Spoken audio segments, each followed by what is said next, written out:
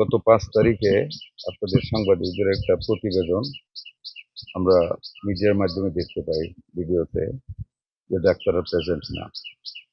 পরবর্তীতে স্টেটমেন্ট দিয়েছে ওনারা নাকি উপরে ছিলেন, আপনারা নিচে ছিলেন। কোনটা টোটালি অ্যাকুরেট আমরা জানি না, যে কারণে আজকে আমাদের যেটা আমরা রেগুলার শুরু করেছি পরিদর্শন করা, তার অংশ হিসেবে এবং ওইটার উপর ভিত্তি করে আজকে এখানে আসা।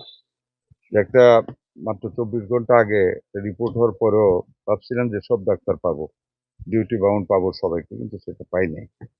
এই হাসপাতালে আপনার টোটাল 27টা পোস্ট আছে, কর্মরত আছেন পোস্টেড ডাক্তার আছে 21 জন, তার মধ্যে আমরা প্রেজেন্ট পেয়েছি 8 জন, আর আপনার 4 জন আছে, কয়জন? 5 জন ছুটি, ডেপুটেশন, তারপর অফ ডে মিলে 4 জন বাদ গেলে আমাদের থাকে কয়জন? 16 জন। 16 জন থেকে আমরা 8 জন প্রেজেন্ট পেয়েছি, তার মধ্যে 2 জন লেট। 8 জনের মধ্যে 2 জন লেট আছে, পরবর্তীতে আরো 2 জন আসছে আরো late. This is the scenery. ধরেন লেটেরটা যদি আমরা অ্যাকসেপ্ট করেও নেই যে আচ্ছা আসছে, তারপরে আমাদের টোটাল প্রায় 7 জনের অ্যাবসেন্ট আছে। ডাক্তারদের জবটা তো সাংঘাতিক মানবিক একটা জব, ঠিক না? আমরা তো বিপদে পড়লে ওনাদের কাছে যাই, ওনাদের হাসি মুখটা দেখলে অনেকটা ভালো হয়ে যায়।